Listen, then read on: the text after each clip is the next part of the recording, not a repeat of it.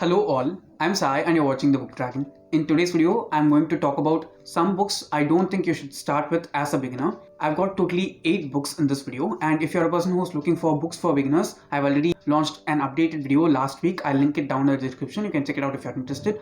Also, apart from that single video, I also have a playlist that is dedicated for books for beginners itself. You can also check that out. I'm not saying that any of these 8 books are not good. They are excellent in every sense if you ask me. I've talked about these books many times in the channel already. There are 3 reasons why I think that many people who are beginners to reading might get attracted to these books. The first one is that they've been out for quite a very long time, so it's obvious that they are good books. If they are not good, they would not have stood the test of time. The second reason is that many people on the internet, including me, are talking about these books continuously and very consistently. The third reason is that the prices of these books are comparatively lower than most of the other famous books that you can look out there. So without any further ado, let's get into the books now, and I'll talk about each and every book, what it is about, and why I don't think it will be perfect for beginners. The first one is probably the most famous of all the books that I'm going to talk about today, and it is Game of Thrones or A Song of Ice and Fire series by George R.R. Martin. Okay, this is an epic adult fantasy series and it is grimdark. There are multiple reasons why I don't think this will be perfect for a beginner. One thing why I think many people will get attracted to reading this is because of the fandom. Okay, the fandom is huge, including me,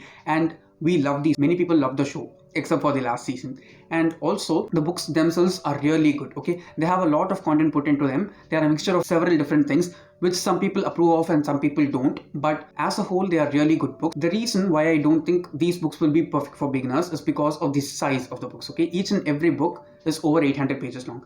The first book is the shortest, which is this one, and it itself is 800 pages long. The second one is the writing of George R.R. Martin. Some people like me who like to read descriptive text might like these kind of books, but I don't think it will be perfect for beginners because it has a lot of description. Okay, the man goes on describing food and dress and places and settings for pages and pages. It will definitely bore you out if you're a beginner, and it will definitely not be a right place to start as well, because it will not be easy to read and you will not feel the urge to pick up more books after having read this.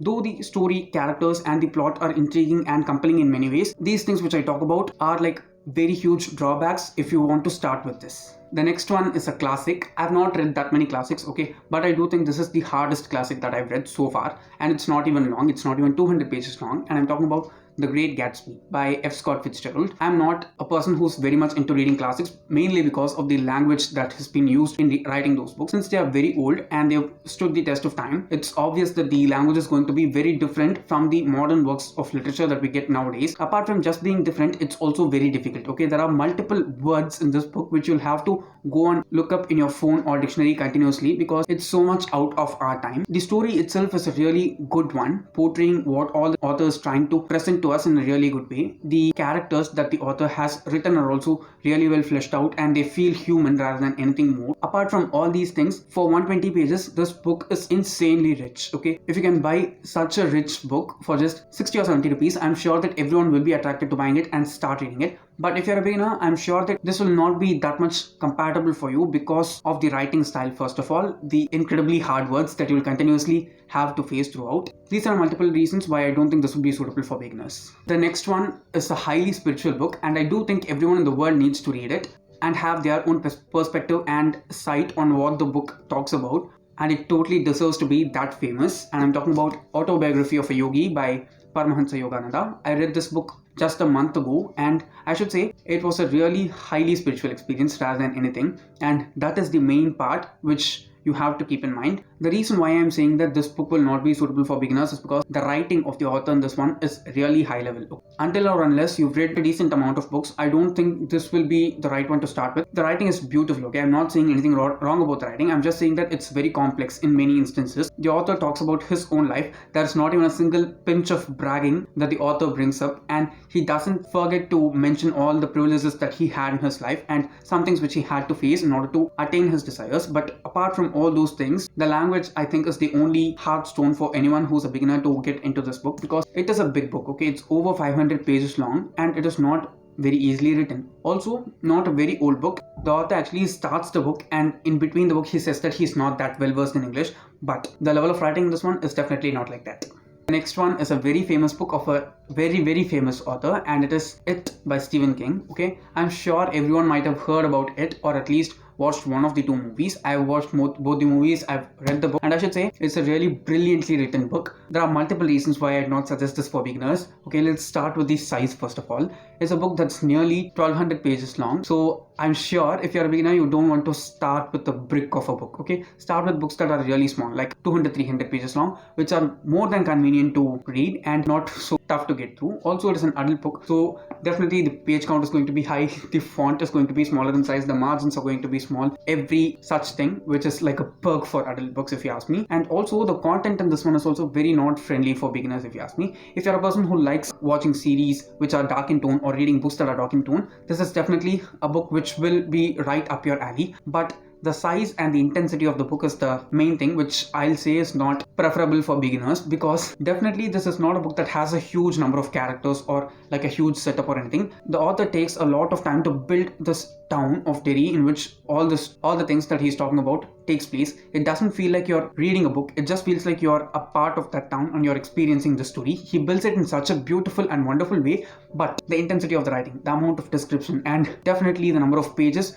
will haunt you a lot, and you don't want to begin with this as your first book. The next one is a very famous Indian book, and it is Ram, Scion of Ikshvaku by Amish. I'm sure you've heard about this book if you've been following Indian books for quite a while now, and it is the first book in the Ramchandra series, which is a reimagining of the Ramayana, but told from the points of view of the various main characters in the series. There are 3 books until now. The first one is Ram, the second one is Sita, and the third one is Ravan. If you ask me, of the 3 books, the second one, Sita, is the best and it's perfect for beginners, because that book can be read by anyone and enjoyed the whole time. It is really well written. The character of Sita is fleshed out in such a beautiful way. I think this is the weakest of all the 3 books that are out until now, because the characterization of Ram in this one is very one-dimensional. Okay, we don't get to see a lot more layers of Ram like we see that of Sita in her book and Ravan in his book. We continuously see Ram as a good person, a very logical person, practical person, one who follows the law. All of those are perfect traits of Ram, but not only those good layers are present for a person, right? For any character, there will be multiple layers. No one's completely good and completely bad. That's the only thing which I think will bum a lot of readers while reading this, because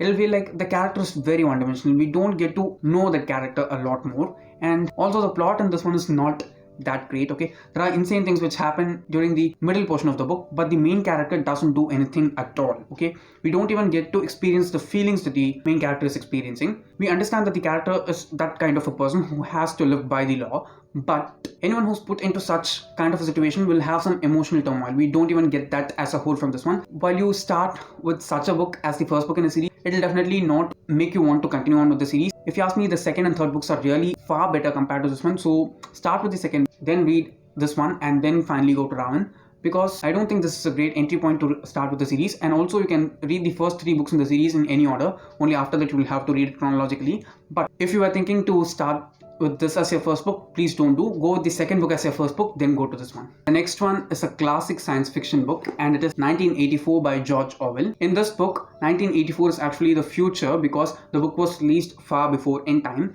and there's this huge organization whose head is called the Big Brother that governs the people instead of the government, and it is definitely not a happy world to be in. Everyone is under like a thumb of a single person who's the Big Brother. There are 2 reasons why I don't want you to start with this book as a beginner, because the first one is that the writing in this one is extremely tough. Okay, you can read Animal Farm as your first book, but you definitely can't read this one, because the writing in this one is far difficult compared to that in Animal Farm. Also, this is a novel that's not a novel. It's under 200 pages. This is nearly 250 pages long, and I can easily say if it is printed as the books nowadays are printed, it can easily go on to 350-400 pages in length, because it has a lot of things going on. Okay, continuously a lot of things going on. Also, it is insanely dark and definitely not positive. Okay, I'd like to start building any habit by doing something positive in that thing. This is definitely not a positive book. Okay, it's a really good book, but the setup of this world and the setup of this story and world as a whole, they are not positive at all. They are insanely dark, insanely negative. So I'd not suggest this for you as a beginner. The next one is another classic non-fiction book, and it's definitely worth all the hype and the time it's been for.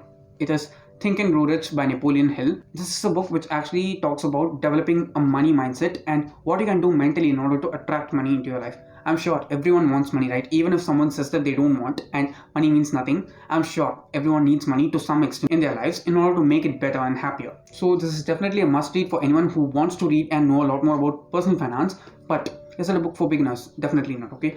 Just because it is very famous, it's been out for quite a while now, and it is insanely valuable, doesn't mean that it's perfect for beginners, okay? It's a really small book again.